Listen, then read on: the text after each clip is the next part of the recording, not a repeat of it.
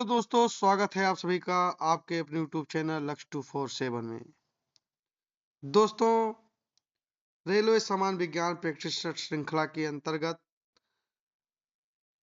कुछ महत्वपूर्ण प्रश्नों की श्रृंखला आप लोगों के सामने लाई गई है, जो आरआरबी ग्रुप डी, एनटीपीसी मतलब कि रेलवे की सभी परीक्षाओं के लिए बहुत ही महत्वपूर्ण साबित होंगी। दोस्तों हम लोग आगे बढ़ते हैं और आज की प्रश्नों की श्रृंखला का अध्ययन करते हैं। आज का पहला प्रश्न है, मानव शरीर में जल की मात्रा होती है। मानव शरीर में जल की मात्रा होती है यानी कितने प्रतिशत होती है। प्रश्न पूछा जा रहा है कि मानव शरीर में जल की कितनी प्रतिशत मात्रा पाई जाती है। आपके ऑप्शंस हैं 10%, 20%, 30% और 80%। तो दोस्तों हम सभी को बताना है कि मानव शरीर में जल की मात्रा कितनी होती है। तो इसका सही आंसर है 80%। मानव शरीर में 80% जल की मात्रा पाई जाती है। आगे बढ़ते हैं। दूसरा प्रश्न है, मनुष्य का सामान्य तापक्रम लगभग कितना होता है। मनुष्य के शरीर का सामान्य तापक्रम लगभग कितना होता है। तो आपके ऑप्शंस हैं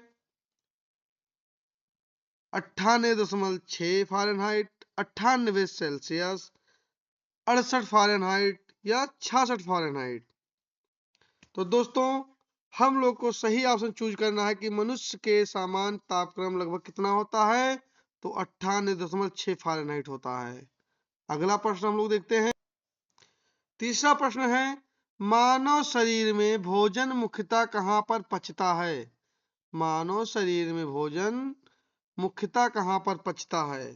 तो आपके ऑप्शंस हैं उदर, छोटी आंत, बड़ी आंत या फिर यकृत। तो इसका सही आंसर क्या होगा। इसका सही आंसर होगा कि मानव शरीर में भोजन जो है वो मुख्यतः पचता है छोटी आंत में। छोटी आंत में ही भोजन का मुख्य पाचन होता है। चौथा प्रश्न है कि मानव शरीर में सबसे प्रचुर मात्रा में पाए जाने वाला तत्व कौन सा है। मानव के शरीर में सबसे प्रचुर मात्रा में पाया जाने वाला तत्व कौन सा है। आपके ऑप्शंस हैं कैल्शियम, नाइट्रोजन, ऑक्सीजन या फिर कार्बन। तो इसका सही आंसर क्या होगा। इसका सही आंसर होगा कि मानव शरीर में जो सबसे प्रचुर मात्रा में पाया जाने वाला तत्व है वो है कार्बन। पांचवा प्रश्न है, किस पोषक तत्व का सर्वप्रथम मुंह में पाचन होता है। किस पोषक तत्व का सर्वप्रथम मुंह में पाचन होता है। आपके ऑप्शंस हैं प्रोटीन, कार्बोहाइड्रेट, वसा या फिर विटामिन। तो इसका सही आंसर क्या होगा। इसका सही आंसर है कार्बोहाइड्रेट। अगला प्रश्न है कि भोजन का पाचन निम्नलिखित में से किस अंग में प्रारंभ होता है। मतलब ये पूछा जा रहा है प्रश्न में कि भोजन का पाचन इनमें से सबसे पहले कहाँ शुरू होता है। सबसे पहले पाचन कहाँ से शुरू हो जाता है। आपके ऑप्शंस हैं मुंह, यकृति, पेट या आंत।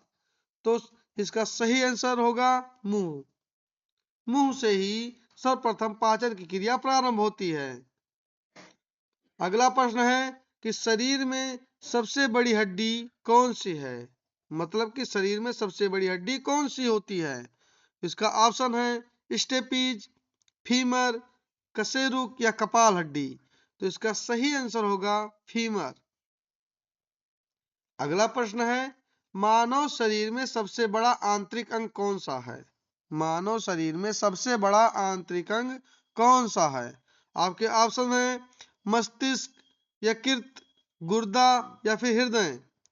तो मानव शरीर में सबसे बड़ा आंतरिक अंग होता है यकृति। अगला प्रश्न है, मानव मस्तिष्क कितने ग्राम का होता है। मानव मस्तिष्क कितने ग्राम का होता है। आपके ऑप्शंस हैं 1350 ग्राम, 1230 ग्राम, 1100 ग्राम या 1500 ग्राम। तो इसका सही आंसर क्या होगा। इसका सही आंसर होगा कि मानव मस्तिष्क का जो वजन है वो है 1350 ग्राम होता है। 10वां प्रश्न है आज का, मनुष्य के मस्तिष्क का सबसे बड़ा भाग कौन सा है? मनुष्य के मस्तिष्क का सबसे बड़ा भाग कौन सा है? आपके ऑप्शन है अनुमस्तिष्क, प्रमस्तिष्क या मध्य मस्तिष्क या इनमें से कोई नहीं। तो इसका सही आंसर क्या होगा कि मनुष्य के मस्तिष्क का सबसे बड़ा भाग है प्रमस्तिष्क। अगला प्रश्न है 11 नंबर का कि शरीर में सबसे बड़ी कोशिका है। शरीर में सबसे बड़ी कोशिका है तो आपके ऑप्शन है तंत्रिका तंत्र, गुर्दा, हृदय या फिर यकृत। तो शरीर में सबसे बड़ी कोशिका जो है वो क्या होती है? उसका सही ऑप्शन होगा तंत्रिका तंत्र। तंत्रिका तंत्र शरीर की सबसे बड़ी कोशिका होती है। अगला प्रश्न हम लोग देखते हैं, शरीर की सबसे छोटी ग्रंथ कौन सी है? शरीर की सबसे छोटी ग्रंथ क्या होती है? आपके ऑप्शंस हैं पिट्यूटरी, लीवर, थायराइड या लार ग्रंथ। तो शरीर की सबसे छोटी ग्रंथ है वो क्या है?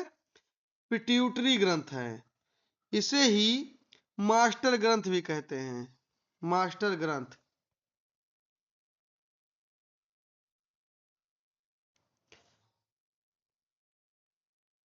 अगला प्रश्न है कि हम 1 मिनट में कितनी बार सांस लेते हैं?